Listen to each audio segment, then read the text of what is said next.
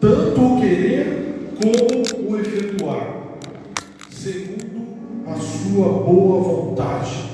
Eu vou ler novamente, Filipenses 2, verso 13. Porque Deus é o que opera em vós, tanto o querer como o efetuar, segundo a sua boa vontade.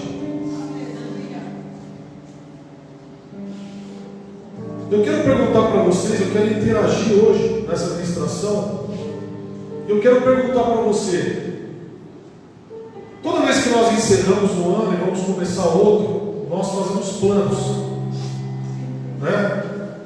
Aí você encerra o ano e diz assim: nossa, o ano que vem eu preciso fazer um curso, eu vou emagrecer, eu preciso continuar tal coisa, e você vai fazendo planos, e é natural. Quantos aqui fizeram planos quando encerrou o ano e começou o ano de 2019? Quantos fizeram planos para esse ano? Levanta a mão para eu ver. Amém? Eu quero fazer uma outra pergunta para você. Quantos de vocês acreditam que estão em Deus? Independente de você falar: não, pastor, de vez em quando eu erro, de vez em quando eu peco, mas a minha vida está em Deus, eu sei que eu estou em Deus. Quantos aqui acreditam que estão em Deus? Amém? Amém?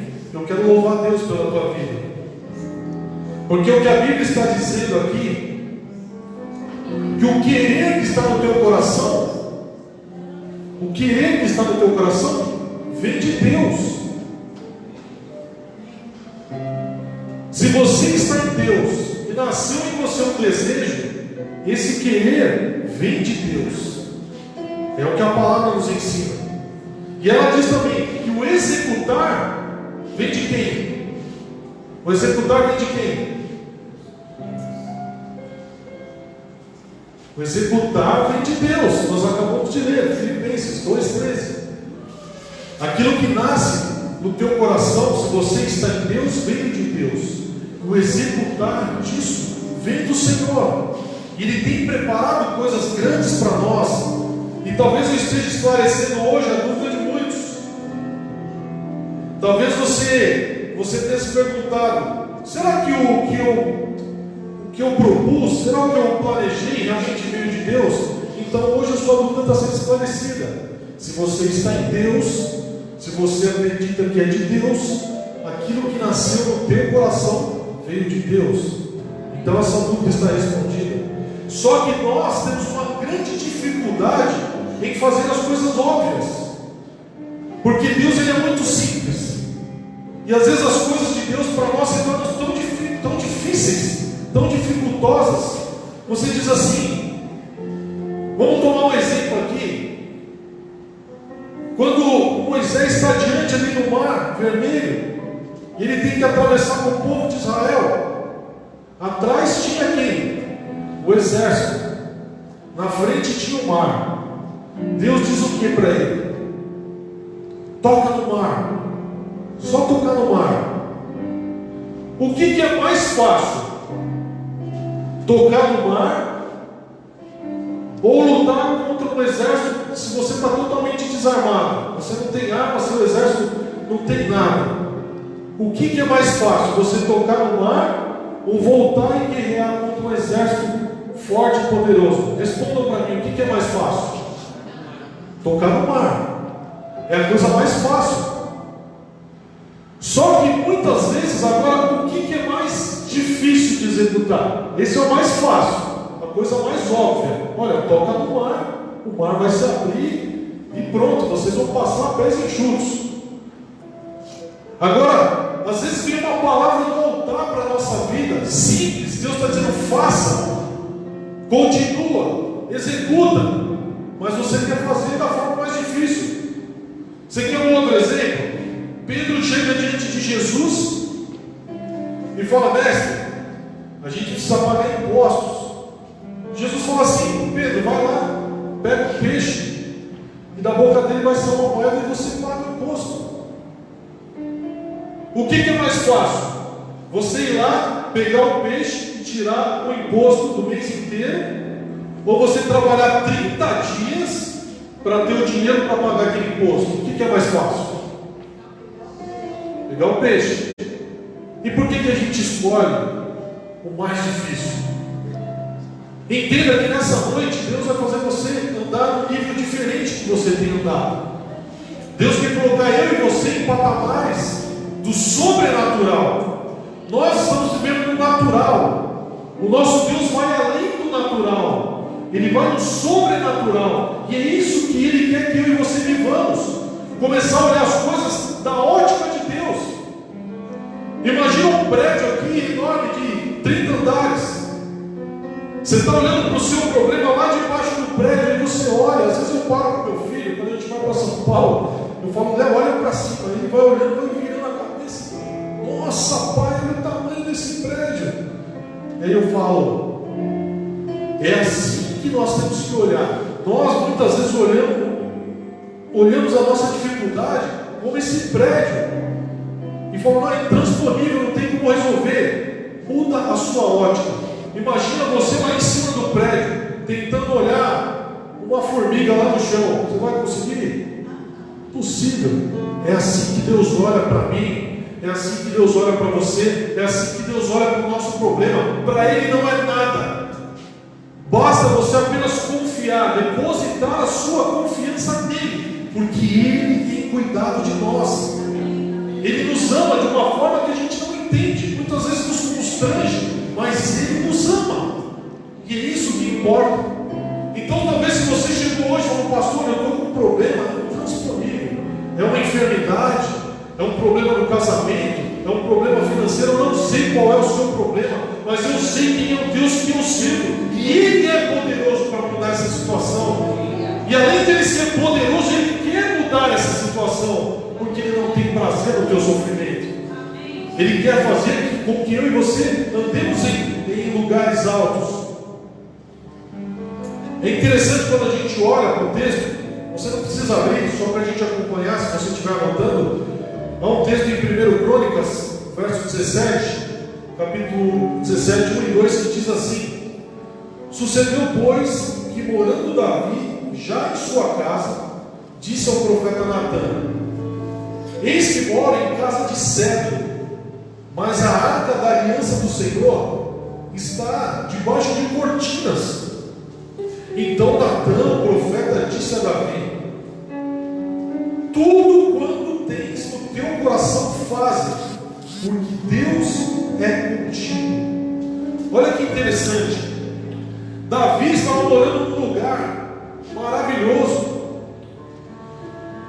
mas de repente ele dá um estalo e diz assim: a arca do meu Deus está numa tenda sob cortinas. Está errado, está tendo uma inversão de valores. Como que eu moro num palácio, num lugar maravilhoso, e o meu Deus está morando numa arca, num lugar debaixo de cortinas? E ele se incomoda, mas aí ele vai procurar um profeta, pedir uma orientação. Não queria fazer uma ação qualquer. E ele consulta o profeta Natã. E Natã diz para ele: olha, Davi, faz tudo o que está no teu coração.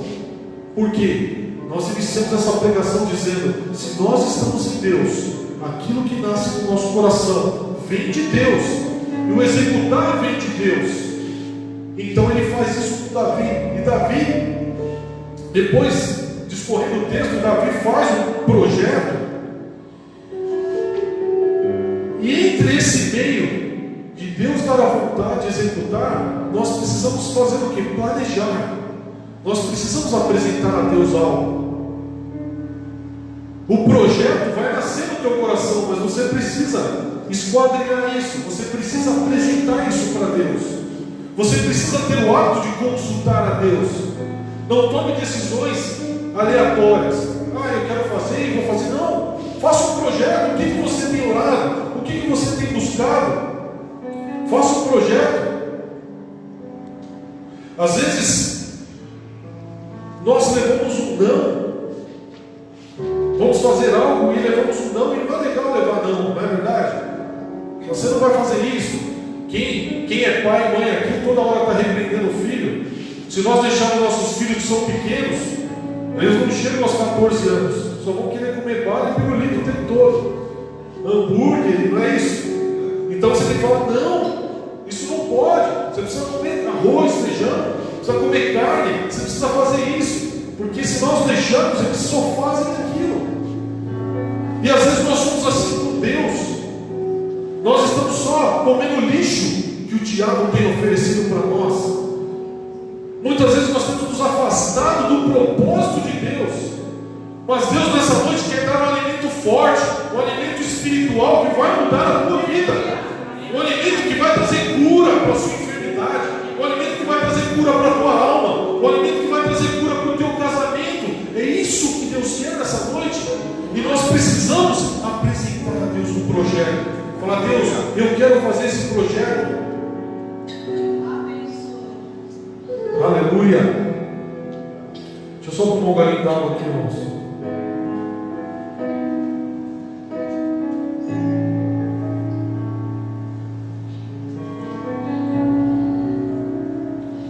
Em Isaías, Deus diz: os meus pensamentos são maiores que os seus, e os meus planos são maiores que os teus. Deus diz: os meus pensamentos são maiores que os teus, os meus planos são maiores que os teus. Mas calma, você precisa entender que mesmo Deus te dando, Ele tendo os pensamentos e te dando condições de fazer as coisas, você precisa dominar essas coisas.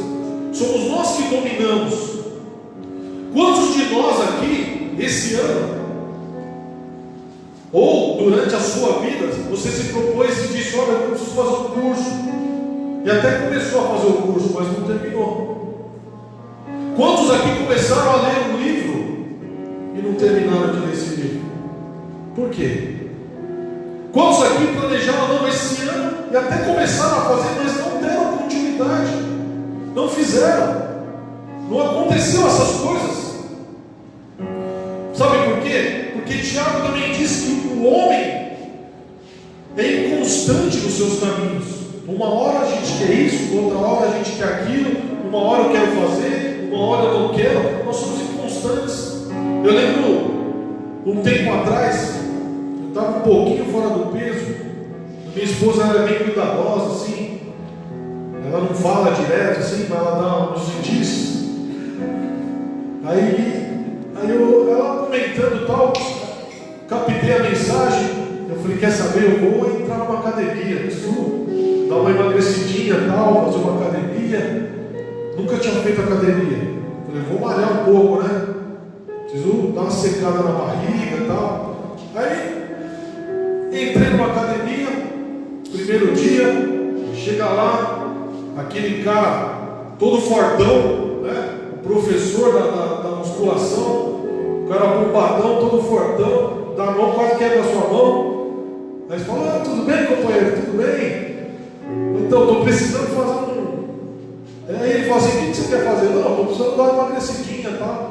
Não, eu vou passar uma série para você aí, você vai ficar legal, vai dar tudo certo. Aí fala: ah, legal, então tá bom, o que nós vamos fazer? Faz o seguinte, querido, senta aqui, ó, vamos começar com esse equipamento aqui. Vamos dar uma aquecida aqui. Você vai correr 30 minutos aqui na esteira, para a gente dar uma aquecida. 30 minutos? Aí você pensa: moleza, 30 minutos, tiro de letra. Você começa a correr, dá 6 minutos, parece que você está um mês na esteira. Você está correndo ali, suando, e aí você acha que já deu os 30 minutos, você olha, passou 6 minutos. Aí você diz: meu Deus! Mas aí o instrutor chega e fala: e aí, tudo bem? E você quase morre. Não, continua, falta só falta mais uns poucos minutos. Daí você corre. Nossa, acho que está acabando, vai olhar. Você correu só 8 minutos, passou mais 2 só. E aí vem o cidadão ali e fala: ô querido, só falta 22. E você, 22 ali, e você vai, e você termina. Você percebe que você consegue. Aí fala: tudo bem. Aí você acha que você vai para casa. Nossa, eu andei 30 minutos, cara, acho que já perdi uns 10 quilos. Não perdeu uma grama. Aí ele vai lá, te coloca no equipamento lá. Ó, aqui, é o seguinte: você vai dar 20 remadas aqui. 20 remadas? 20 remadas. Então tá bom. Senta lá na remada lá, todo fortão, já se sentindo, né? Pega a primeira lá e... Nossa, já está top. Já olha os irmãos lá treinando também, já dá a paz do Senhor, já está tudo bem. Aí puxa a segunda, chega na quarta puxada, tem 20. Você chega na quarta puxada, você já é batizado, né? Já começa a falar em língua estranha ali, já está um negócio louco, então que você está suando. Mas vai chegando no final, você não está aguentando mais. Você precisa fazer 20 daquela série. Você fez 15. Mas aí ele chega do lado do seu ouvido e fala assim: vamos, querido, eu vou te ajudar. Ele até coloca a mão, você acha que ele vai puxar junto? Ele até põe a mão junto com você, mas vai que você consegue. E você termina as 20. E você percebe o quê? Quando eu olho para isso, o Espírito Santo me arremete, ele entendeu o seguinte: nós precisamos de um personal trainer na nossa vida espiritual. Quando você acha que não vai dar certo, eu venho aqui em nome de Jesus falar: vai dar certo. Continua fazendo o que você está fazendo, continua orando por essa pessoa que você está orando, continua crendo na conversão, continua crendo na cura, continua crendo no favor do Senhor, porque Ele está aqui do nosso lado. Nós precisamos dessa pessoa, desse personal trainer que é o Espírito Santo, para nos motivar, para nos ajudar. E é isso que Ele está fazendo aqui nessa noite. Ele está trazendo fé ao teu coração. Ele quer transformar o que você tem colocado. Amém? Amém. Aleluia. E nós precisamos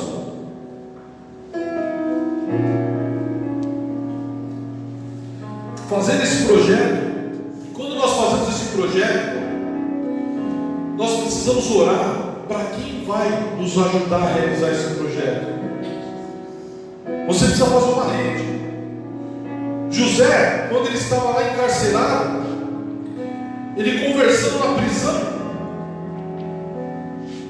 e uma pessoa que estava com ele dentro da prisão foi que ajudou ele a sair depois, porque ele foi conversando e falando: olha, quando você estiver fora, você lembra de mim, que eu estou por aqui. Você precisa lembrar quem pode te ajudar a sair desse lugar que você está enfrentando. Não tenha vergonha. Ligue para os irmãos, ligue para a sua irmã, ligue para o seu pastor, ligue para o seu chefe, ligue para as pessoas. Não passe essa luta sozinho. A Bíblia nos ensina que nós devemos orar uns pelos outros, que nós devemos ajudar uns aos outros, que nós podemos fazer essa diferença. Então, quando você começa a tomar uma atitude, você vai perceber que tem muita gente que pode te ajudar a alcançar esse sonho, esse plano que você tem. Há um texto em 2 Coríntios, capítulo 6, eu vou ler para você, se você estiver anotando. 2 Coríntios, capítulo 6, verso 12, diz assim: não tendes limites em nós, mas estáis limitados nos vossos próprios afetos. O que eu quero dizer para você, querido? O que esse texto está dizendo? 2 Coríntios 6, 12 diz assim: ele está dizendo para nós, em outras palavras, que a fé não tem limite. Se você depositar sua confiança em Deus, você alcança. Por mais que as pessoas digam: olha, não vai dar certo, você não vai conseguir, e você fala: não, meu Deus já venceu por mim e vai dar certo, eu vou perseverar. Nossa, mas eu tenho que dar mais uma remada, mais uma, até você chegar no seu objetivo. E Deus vai te honrar com tudo isso. Eu lembro de uma ocasião que eu viajo às vezes a trabalho, às vezes tenho que ir para outro estado, às vezes tenho que conversar com alguns dos diretores, às vezes donos de multinacionais, às vezes eu tenho que conversar com esse pessoal. E nós vamos almoçar, é sempre bem habitual. A gente vai almoçar, você vai visitar o cliente, conversa e tal, e depois fala: não, vamos almoçar. Aí, numa dessas ocasiões, eu fiz uma viagem conversando com o gestor, negociando, fui te negociar, e falei: Ricardo, vamos almoçar, vou te levar num restaurante bem legal. Opa, glória a Deus, né? Quando Deus quer abençoar, querido, o pastor Jair já deu risada, hein? Que o próximo vez eu convido o Jair também. Quando a pessoa quer te abençoar, não impede a bênção, não. Deixa a pessoa te abençoar. E ainda profetiza: olha, eu te abençoo 100 vezes mais, para a bênção ir e voltar. E aí, esse gestor me levou num restaurante chique. Aí eu entrei no restaurante e tal, abri aquele cardápio ali, aí comecei a olhar o menu do cardápio. Não tinha quase nada no menu do cardápio. Tinha poucas coisas ali, caríssimas. E eu fiquei quieto, eu falei, deixa ele fazer o primeiro pedido. Eu não vou fazer o pedido, era tudo caro ali, ele quer pagar. E aí ele fez o pedido, eu falei, não, eu quero igual dele, faz um bom para mim. E aí trouxe, nós começamos a conversar. E é curioso, nós que somos pastores, a gente, pelo menos eu, não posso falar pelo pastor Paulo, mas talvez ele vai se identificar com isso. Ou os pastores aqui também. Tudo para nós se torna uma pregação. Às vezes eu estou andando na rua, vejo uma parede pichada, e aí o Espírito Santo me arremete e fala, olha, é assim que está a vida das pessoas, toda suja. E aí eu já começo ali a bolar uma pregação, o Espírito Santo vai ministrando. Nessa ocasião, quando esse gestor pediu uma comida, que eu vi que o menu ali tinha poucas coisas, eu falei, nossa, isso aqui dá uma pregação. Uma pregação do menu do restaurante. E não precisou muito. Depois que nós comemos, ele falou assim, Ricardo, quais são os projetos que você tem para a sua empresa? Já se aprofundando um pouco mais de intimidade. E aí ele já estava se tornando amigo. Eu falei, nossa, eu quero fazer isso esse ano, eu quero contratar tal pessoa, eu quero fazer um curso tal. Comecei a falar um monte de coisa, e no final, que eu falei tudo, ele falou, Ricardo, eu quero te dar um conselho. Eu falei, pode falar. Ele falou, olha, se seu projeto não couber no guardanapo, seu projeto não serve. Eu falei, como assim? Ele falou, os nossos projetos têm que ser pequenos para que nós possamos executá-los. Então, você quer emagrecer, você quer ganhar alma, você quer fazer isso, você quer aquilo. Tem uns 300 projetos fazendo aquele ano. Você não faz nenhum. Agora, se você fizer um projeto pequeno e apresentar para Deus, e falar, Deus, esse é o meu projeto, porque a palavra de Deus nos ensina que dele é o querer e dele é o realizar, mas o projeto sou eu e você que faremos. E aí você apresenta um projeto curto, consistente. Deus, esse ano eu quero a conversão da minha família. E você vai focar todas as suas forças nisso. Não, esse ano eu quero me alavancar profissionalmente na minha faculdade. Eu não sei qual o projeto que Deus vai colocar no teu coração, mas eu sei que é o melhor, porque é Ele que está colocando no teu coração. Então, quando você coloca esse projeto, ele tem que ser curto. Por quê? Porque você vai ter um foco. Quando nós fazemos um projeto e nós temos uma meta, quando vir outras oportunidades, você tem que lembrar do que você apresentou a Deus, porque vai vir outras propostas, virão outras ofertas, virão outras coisas para você desistir daquilo que você apresentou para Deus. Mas Deus não, Ele já escreveu aquilo na eternidade, e Ele está doido para executar aquilo na tua vida. Mas aí eu volto no que eu falei. Você começa a ler um livro e não termina. Você começa a fazer um curso e fica pela metade. Então será que Deus que errou? Ou será que nós estamos com muitos projetos e nem a gente sabe o que quer? Mas hoje, quando nós terminamos esse culto, você vai sair daqui consciente e falando, Deus, hoje eu vou sentar na minha casa, com a minha esposa, com os meus filhos, e eu vou fazer um projeto que eu não tinha feito, ou eu vou montar o meu projeto, porque eu quero viver o melhor, eu quero viver o sobrenatural de Deus. E aí você vai focar naquilo, e você vai perceber que você vai viver de uma forma diferente da que você tem vivido. Eu lembro, eu comento até uma história, às vezes nas minhas pregações. É difícil hoje, eu vi algumas vezes, é difícil nós vermos hoje, quando você vê essas apresentações de circo, que eles pegam esses elefantes e prendem o elefante numa estaca com um pedaço de corda amarrado na perna dele, próximo da pata, e deixam o elefante amarrado naquela corda, e aí você vê aquele elefante ali parado.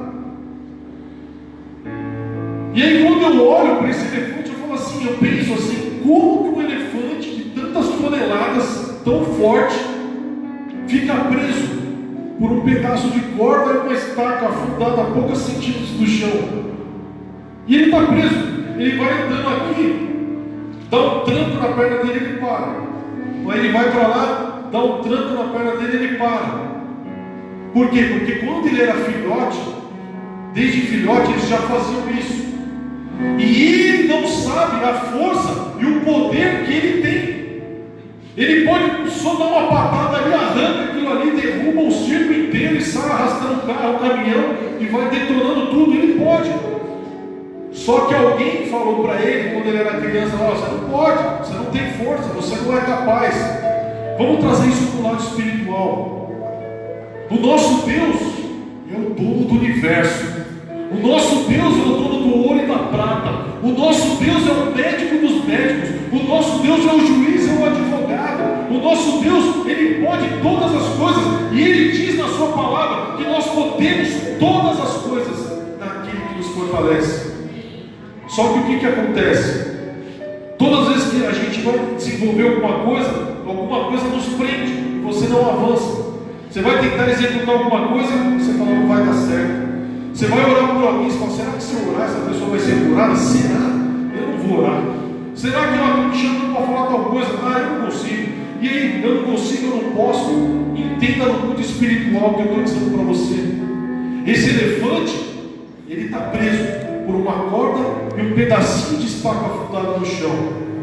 Mas hoje, Deus quer que nós, todos nós aqui, que nós quebramos e quebremos essas cadeias invisíveis que nos aprisionam, que nos impedem de avançar, que nos impedem de alcançar o que Deus tem proposto para nós. Deus quer nessa noite que isso seja quebrado e será quebrado em nome de Jesus, porque o nome de Jesus está acima de todo nome. Então eu quero que você vença nessas barreiras intransponíveis.